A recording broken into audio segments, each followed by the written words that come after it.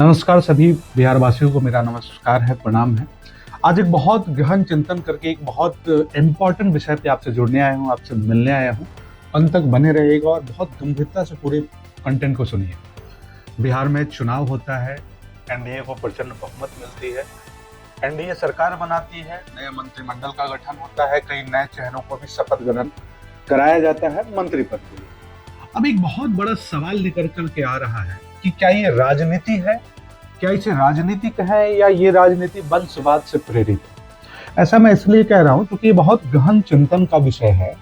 कि कोई भी राजनेता तब तक राजनेता नहीं बन पाता जब तक कि कार्यकर्ताओं की सक्रिय भूमिका नहीं होती है उनके पीछे, या फिर उनके दल का झंडा उठाने वाला कार्यकर्ता जब तक सक्रिय होकर उनकी राजनीति को बढ़ाएगा नहीं, तब तक कोई राजनेता मंत्री पद की शपथ लेने तक तो कभी नहीं पहुंच सकते। हाल ही में जब 20 नवंबर को पटना के गांधी मैदान में नीतीश कुमार ने 10वीं बार मुख्यमंत्री पद का शपथ लिया, उनके साथ कई नए चेहरों को भी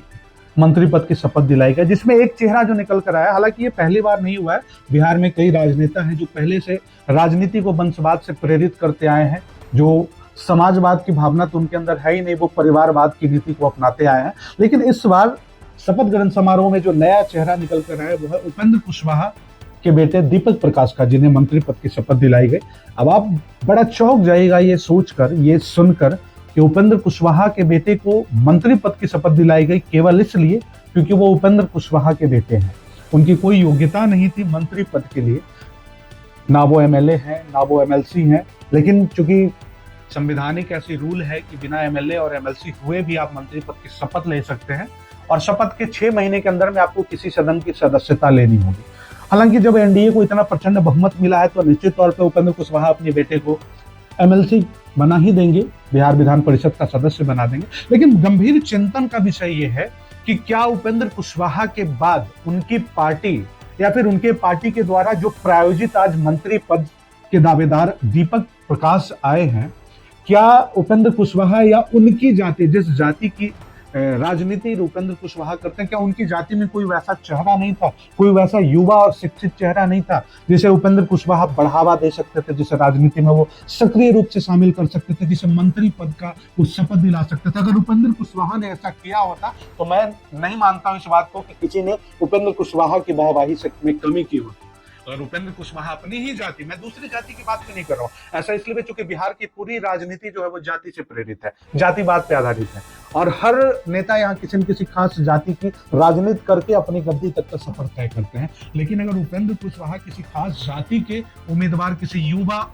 शिक्षित व्यक्ति को अगर वो मंत्री पद की शपथ दिलाते तो शायद आज उपेंद्र कुशवाहा बिहार के लिए बहुत बड़े सनसनी हो जाते, आज उनका कद बहुत ऊंचा हो जाता और उनके जाति के लोग उन्हें अपना सबसे बड़ा मसीहा मानने लगते। लेकिन नहीं, जिस पद पे उपेंद्र कुशवाहा हैं, खुद वो राज्यसभा सांसद हैं, उनकी पत्नी सासाराम विधानसभा से विधायिका बनी और अब उनके बेटे को मंत्री पद की शपथ दिला रहे। यानी जिस पद पे उपेंद्र कुशवाहा पहुंचे ना, वहां पहुंचने के बाद शायद लोगों के हृदय में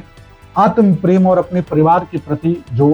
लगाव है, अपने परिवार की ग्रोथ के लिए जो उनका सोच है, इंस्टीट्यूशन है ऐसा कि हमारा परिवार बढ़ता रहे, सबका साथ मिले, लेकिन केवल और केवल अपना विकास हो, इस नीति पे लोग कार्य करने लगते हैं। ये बिहार की लोकतांत्रिक व्यवस्था के लिए बहुत दुखद है और बहुत कष्टदायक। अब आप ये समझिए, खास करके मैं वैसे युवाओं और वैसे कार्यकर्ताओं की पीड़ा को समझकर ये बात आपसे करने आया हूं कि जिन जाति के कार्यकर्ताओं ने उपेंद्र कुशवाहा को अपनी जाति का नेता माना था, वो उनका झंडा बुलंद करते आए थे, उपेंद्र कुशवाहा जिंदाबाद करते आए थे। आज जब उपेंद्र कुशवाहा को एनडीए गठबंधन में होते हुए जब 5 सीट मिली है सदन में पहुंचने के लिए, आज जब उनके पास एक अवसर आया कि आप अपनी पार्टी से किसी एक व्यक्ति को मंत्री पद की शपथ दिला सकते हैं, उपेंद्र कुशवाहा ने अपने बेटे को सबसे पहला अवसर दिया। अब आप सोचिएगा उन कार्यकर्ताओं का क्या हुआ होगा जिन्होंने अब तक उपेंद्र कुशवाहा को अपना नेता मानकर उनका झंडा बुलंद किया होगा। उपेंद्र कुशवाहा ने एक ही चोट से अपने कार्यकर्ताओं के और उनके बेटे, उनके बच्चों की उम्मीदों को, उनके अवसर को लात मार दिया, उनके अवसर को फिर से 5 वर्ष के लिए बंद कर दिया। मुझे लगता है कि उपेंद्र कुशवाहा ने अपने कार्यकर्ताओं के साथ जो किया है ये बिल्कुल गलत है, अनैतिक है और अनुचित है। मुझे नहीं लगता इसके बाद उपेंद्र कुशवाहा के कार्यकर्ताओं का क्या फैसला होगा, उनके समर्थक इस बात को कितना दिल से लगाते हैं, लेकिन मैं जो राजनीति को गंभीरता से समझने की कोशिश कर रहा हूं, तो बिहार की राजनीति जो वंशवाद से प्रेरित होकर बढ़ रही है, इससे पहले जीतनराम मांझी ने भी उदाहरण पेश किया, आज उपेंद्र कुशवाहा भी उसी रास्ते पे आ रहे हैं। मैं किसी भी राजनेता का मतलब सपोर्ट नहीं करता हूं जो भी वंशवाद की राजनीति करते हैं। अगर मैं विधायक हूं तो मेरे बाद मेरा बेटा मेरा उत्तराधिकारी होगा। राजनीति में कभी भी उत्तराधिकारी होता ही नहीं है। जिसमें काबिलियत होगी, जिसमें नेतृत्व करने की क्षमता होगी, जिसमें नेतृत्व कौशल होगा, वही उत्तराधिकारी होगा। और उत्तराधिकारी तो यहाँ जनता चुनती है। यहाँ जनता जिसे वोट करेगी, जनता जिसे स्वीकार करेगी, जनता जिसे पसंद करेगी। ये तो अलग बात है कि उपेंद्र कुशवाहा ने एनडीए के लहर का, एनडीए के समर्थन का उपयोग करके अपने बेटे को इसी अवसर में सोचा कि चलो नेता बना दो। और सबसे बड़ी बात यह है ना, गंभीर चिंतन का विषय है कि जब पत्रकारों ने उपेंद्र कुशवाहा से सवाल किया, उपेंद्र कुशवाहा को वंशवाद को लेकर, परिवारवाद को लेकर ट्रोल किया गया, तो उपेंद्र कुशवाहा अपने सोशल मीडिया साइट पे आकर के अपडेट करते हैं कि उनकी व्यवस्था को लोग समझे। वो अपील कर रहे हैं। बताइए, मतलब राजनीति में बेशर्मी कितनी ऊपर चली जाती है कि वो सोशल मीडिया पे आकर अपील करते हैं कि अपने बेटे को मंत्री पद की शपथ दिलाना उनकी व्यवस्था थी, क्योंकि उपेंद्र कुशवाहा चाहते थे कि उनकी पार्टी की जिम्मेदारी कोई संभाल सके। अब ये आप कैसे तय कर सकते हैं कि आपकी पार्टी का उत्तराधिकारी केवल आपका बेटा हो सकता है? क्या आपके कार्यकर्ताओं में इतनी क्षमता नहीं थी? क्या आपके कार्यकर्ताओं, आपके समर्थकों के बेटों में इतनी काबिलियत नहीं थी कि वो आपकी पार्टी का झंडा बुलंद कर सके? उपेंद्र कुशवाहा ने हवाला दिया कि पहले भी उनकी पार्टी टूट चुकी थी,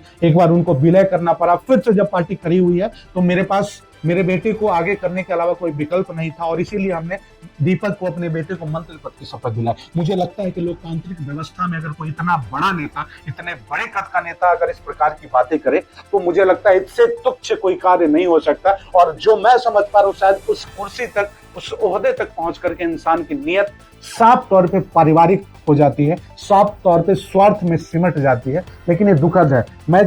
चाहे किसी भी जाति के नेता हो, किसी भी समुदाय के नेता हो, किसी धर्म के नेता हो, अगर वो वंशवाद और परिवारवाद को राजनीतिक रूप से बढ़ावा देना चाहेंगे तो मैं उनका घोर विरोध करता हूं। मैं उनका कट्टर विरोधी हूं। अगर आप लोग ऐसा करेंगे तो बिहार के तमाम वैसे जो युवा नौजवान साथी हैं, जो शिक्षित हैं, जो कहीं न कहीं आगे चलकर बिहार का नेतृत्व करने का क्षमता रखते हैं और उस उद्देश्य से अपनी शिक्षा को पूरी कर रहे हैं, उनके लिए तो आप अवसर ही बंद कर दे रहे हो। तो आखिर कोई आपका कार्यकर्ता और आपका समर्थक आपका झंडा क्यों उठाएगा, जब उनके लिए राजनीति में प्रवेश करने का सारा अवसर आपने पहले ही बंद कर दिया? तो भैया, मैं जो चाहता हूं ना, जो संवाद में बिहार वासियों और बिहार के तमाम युवा नौजवान साथी, बुजुर्ग अभिभावकों को मैं जो संदेश देना चाहता हूं कि आप निश्चित तौर पे, आप जिस प्रकार से अभी तक जातिवाद की राजनीति का समर्थन करते आए हैं, आप कीजिए, लेकिन कम से कम अपने हक की लड़ाई जरूर लड़िए। जिस नेता का आप समर्थन कर रहे हैं, जब उस नेता के बाद की पीढ़ी को राजनीति में सक्रिय रूप से भूमिका दी जाएगी तो उसमें आपका और आपके बच्चे का भी नाम आना चाहिए। अगर ऐसा नहीं होता है तो मैं ये कहना चाहता हूं कि शायद आपका पूरा जीवन एक मतदाता के रूप में ही चला जाएगा, शायद आपका पूरा जीवन जिंदाबाद जिंदाबाद करते चला जाएगा, और शायद जो आपके सबसे बेसिक अधिकार है, जो सबसे आपका बेसिक राइट है ना, कि आप राजनीति को समझिए, आप राजनीति को अच्छा चलाने के लिए वोट कीजिए और आप राजनीति में एक महत्वपूर्ण भूमिका निभाइए, तो शायद आप राजनीति में महत्वपूर्ण भूमिका निभाने के अपने सबसे बेसिक राइट से वंचित रह जाएंगे। मैं उम्मीद करता हूं तमाम साथियों तक हमारा ये संवाद, हमारा ये मैसेज पहुंच पाया होगा, और इस प्रकार का हर एक लगातार मैं इस प्रकार का कंटेंट आप तक लेकर आते रहूंगा, क्योंकि मैंने आपको पहले ही इस बता दिया, आपको ये मैसेज डिलीवर किया कि मैं ये वंशवाद की राजनीति का बहुत कट्टर विरोधी हूं, और ये